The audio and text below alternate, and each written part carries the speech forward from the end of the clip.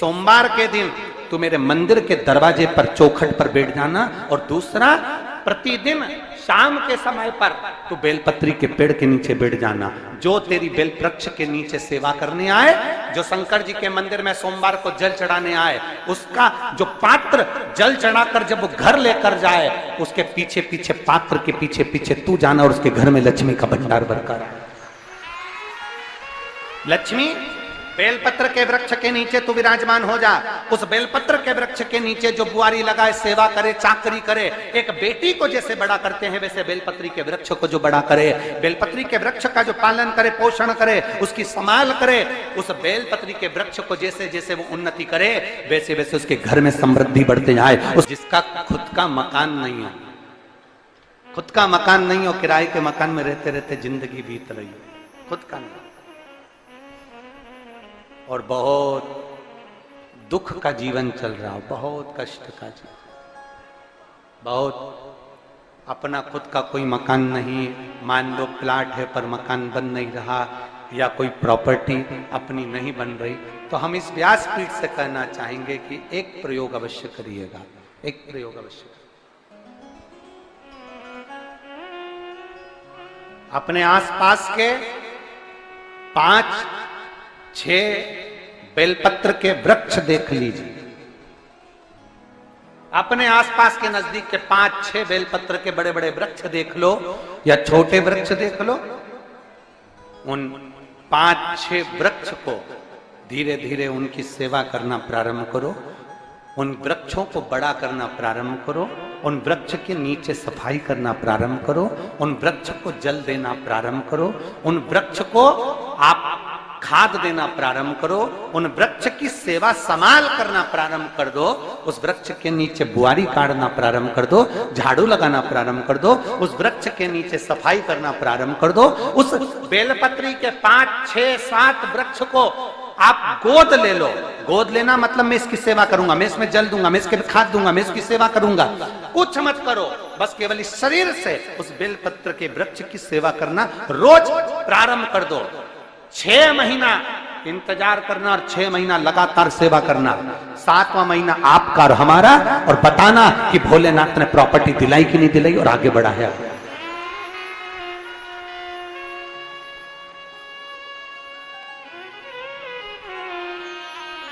एक बेलपत्र का वृक्ष जिसके नीचे माता लक्ष्मी विराजमान होती है, एक बेलपत्र के वृक्ष के नीचे लक्ष्मी रहती है। दुनिया के लोग कहते हैं लक्ष्मी जी का दिन कौन सा है, बोलो जम के जल्दी से। शुक्रवार। दुनिया के लोग कहते हैं लक्ष्मी जी का दिन शुक्रवार है, पर माता लक्ष्मी से पूछा जाए कि तुम्हारी माता ख्याति देवी नारायण भगवान के साथ तुम्हारी शादी नहीं कर रही थी, शंकर को लक्ष्मी दे रही थी, तब तुमने भगवान शंकर से विनती करी, भोले बाबा मैं नारायण से प्रेम करती हूँ, भगवान नारायण से मेरा विवाह हो। तो माता ख्याति देवी से शंकर भगवान ने विनय कर कर कहा कि लक्ष्मी जी का विवाह नारायण के साथ कर दिया जाए। भगवान नारायण के साथ जब लक्ष्मी जी का विवाह हो गया, तब लक्ष्मी जी हाथ जोड़कर बोलती हैं, बाबा मेरा विवाह नारायण के साथ हो गया, पर मैं आपके चरणों की सेवा करना चाहती हूँ, बाबा आप कृपा करिए कि मैं क्या करूं आपके लिए। शंकर भगवान कहते हैं लक्ष्मी बस 2 चीजें कर दे, एक सोमवार के दिन तू मेरे मंदिर के दरवाजे पर चौखट पर बैठ जाना, और दूसरा प्रतिदिन शाम के समय पर तू बेलपत्री के पेड़ के नीचे बैठ जाना। जो तेरी बेल वृक्ष के नीचे सेवा करने आए, जो शंकर जी के मंदिर में सोमवार को जल चढ़ाने आए, उसका जो पात्र जल चढ़ाकर जब वो घर लेकर जाए, उसके पीछे पीछे, पात्र के पीछे पीछे तू जाना, और उसके घर में लक्ष्मी का भंडार भरकर आए। लक्ष्मी बेलपत्र के वृक्ष के नीचे तू विराजमान हो जा। उस बेलपत्र के वृक्ष के नीचे जो बुआरी लगाए, सेवा करे, चाकरी करे, एक बेटी को जैसे बड़ा करते हैं वैसे बेलपत्री के वृक्ष को जो बड़ा करे, बेलपत्री के वृक्ष का जो पालन करे, पोषण करे, उसकी संभाल करे, उस बेलपत्री के वृक्ष को जैसे जैसे वो उन्नति करे, वैसे वैसे उसके घर में समृद्धि बढ़ते जाए, उसके घर में वैभव बढ़ते जाए। ये शंकर भगवान माता लक्ष्मी से करे, भगवान शिव माता लक्ष्मी से करे। तो भस्म, अगर शिव के मंदिर में भस्म मिल जाए, शंकर पर चढ़ी हुई भस्म अगर मिल जाए तो, और अगर भस्म ना मिले ना, तो शंकर के जो शंकर भगवान का जो शिवलिंग है, शिवलिंग के आसपास में जो जलाधारी है, यहाँ अगर भस्म ना मिले तो इस जलाधारी पर अपना हाथ स्पर्श कर कर अपने तन पर उसको लगाकर जरूर आओ। भस्म एक शंकर पर चढ़ा हुआ जल, दूसरे नंबर पर है शंकर पर चढ़ी हुई भस्म। ये दो स्पर्श जरूर, स्पर्श। एक भस्म का एक बड़ा सुंदर चरित्र आता है। दूसरा, जिस भूमि पर बैठकर कथा सुनो उसकी रज को अपने मस्तक पर थोड़ा सा लगाकर अवश्य जाओ, वो जीवन का एक आनंद है। और शंकर के मंदिर में जाओ तो दो चीजें अवश्य लेकर आओ। पहला, शंकर जी पे चढ़ा हुआ, जम के बोलो, जल अवश्य लेकर आओ। क्योंकि जब तुम जल लेकर आते हो, पात्र लेकर आते हो, तो मेरा महादेव लक्ष्मी जी को तुम्हारे पीछे पीछे तुम्हारे घर तक भेज देगा। चढ़ी हुई बेलपत्र मत खाओ, लोग कहेंगे शंकर पर चढ़ा हुआ ये मत खाओ।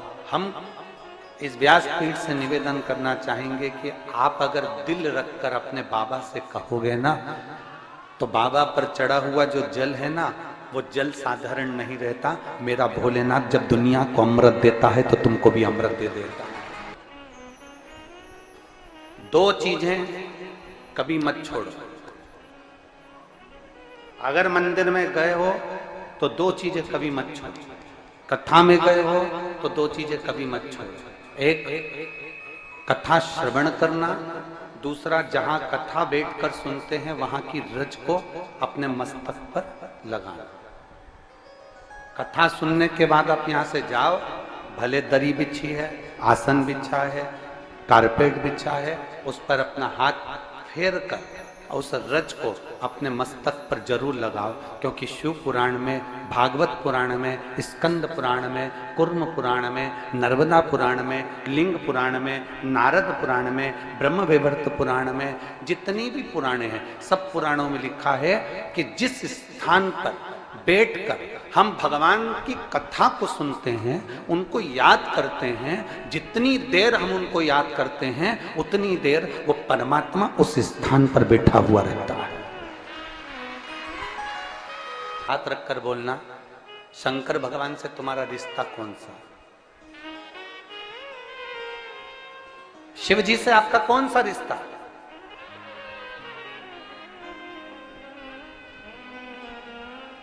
शंकर भगवान को आप क्या मानते हो? हमने आपको एक संबंध बताया था कि सीहोर कुबेरेश्वर धाम आपका मायका है, तो हम आपके भाई हैं, तो शंकर भगवान आपके पिता हैं, आपके बाप हैं, आपका बाबा है, आपका दादा है।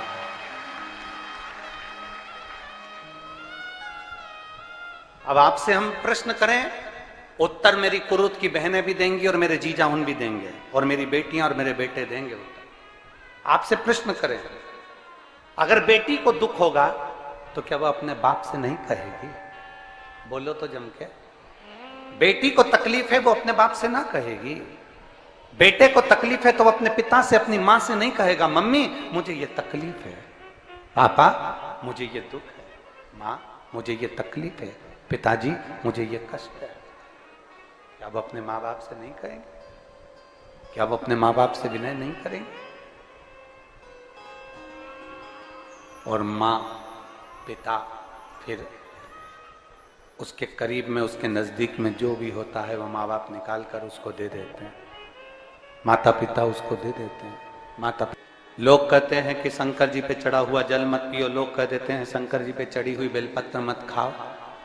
कोई इस बहन से पूछे, सुनीता सोनी से, कि शंकर पर चढ़े हुए जल से उसकी गांठ जो डबल से उसके शरीर में आ गई थी वो समाप्त हो गई, तो जरा विश्वास करिएगा कि एक बेटी अपने माँ बाप से ही तो कहेगी, और बाप के पास में जो होगा वही तो अपनी बेटी को देगा दुख को मिटाने के लिए। तो मेरे शंकर भगवान के पास तो उसका चढ़ा हुआ जल है। दूसरा, जिस भूमि पर बैठकर कथा सुनो उसकी रज को अपने मस्तक पर थोड़ा सा लगाकर अवश्य जाओ, वो जीवन का एक आनंद है। और शंकर के मंदिर में जाओ तो दो चीजें अवश्य लेकर आओ। पहला, शंकर जी पे चढ़ा हुआ जम के बोलो, जल अवश्य लेकर आओ, क्योंकि जब तुम जल लेकर आते हो, पात्र लेकर आते हो, तो मेरा महादेव लक्ष्मी जी को तुम्हारे पीछे पीछे तुम्हारे घर तक भेज देगा। दो चीजें लेकर अवश्य आओ, और शिव पुराण में जाओ तो दो चीजें लेकर अवश्य जाओ। पहले नंबर पर शंकर की कथा और अपने अंदर विश्वास कि मेरे महादेव की मैंने कथा सुनी है, अब मैं भटकूंगी नहीं।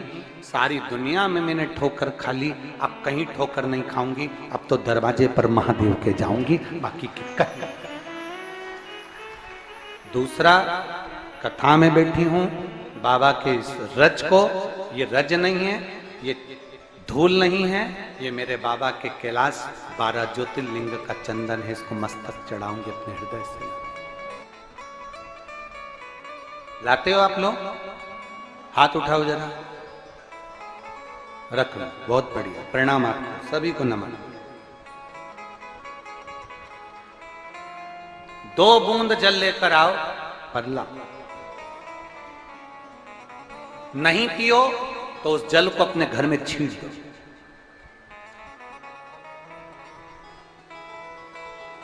नहीं पी सकते, उस जल को छींट दो। सारे घर के लोग नहीं पी रहे, उस जल को मटके में डाल दो, हंडे में डाल दो। 2 बूंद जल हंडे में डाला, सब पी गए। आपको अलग अलग किसी को देने की जरूरत नहीं पड़ी, किसी को नहीं। हंडे में डाल दो, मटके में डाल दो, सब उस पानी को पीना प्रारंभ।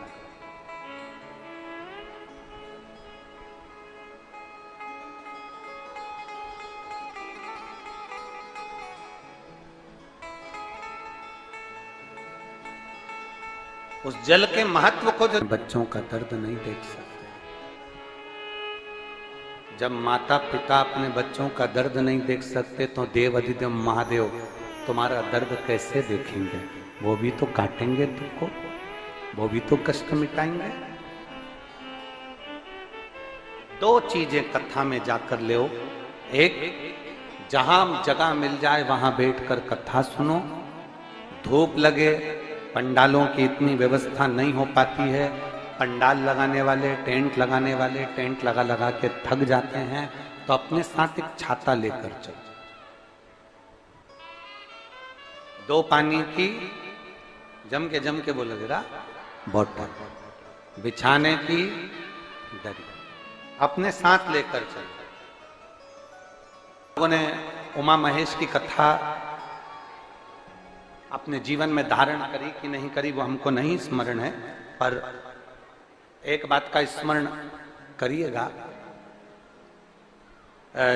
ये जो कथा चल रही है ये गौरी शंकर चल रही है। इसके बाद में जो अमलेश्वर में कथा है वो कौन सी है? समर्पण शिव महापुराण कथा। उस समर्पण शिव महापुराण की कथा जब 2 तारीख को विराम हो जाएगी, तब उसके बाद में जो कथा 6 जून को प्रारंभ होगी सोलापुर महाराष्ट्र में, उस कथा का नाम रहेगा उमा महेश शिव महापुराण की कथा। उसको जरूर सुनो। सोलापुर में जो 6 जून से कथा होगी उसका नाम उमा महेश शिव महापुराण। उसको सुनना, श्रवण करना, उसको धारण करना है। उसमें इतने प्रश्न माता उमा ने भगवान महेश से करे हैं, और महेश भगवान शंकर उसका हर प्रश्न का उत्तर दे रहा है। भगवान महेश भगवान शंकर हर प्रश्न का। बाबा बोले माता उमा ने भगवान शिव जी से, महेश भगवान से, भगवान शंकर से करेंगे, बाबा भोलेनाथ जी बताओ, संसार में जन्म लेने वाले व्यक्ति के जीवन में उसके भाग्य में अगर सुख नहीं है, उसके भाग्य में खुशियां नहीं है, उसके भाग्य में कोई अच्छा है ही नहीं, तो वो जीव क्या करेगा? वो जीव क्या करेगा?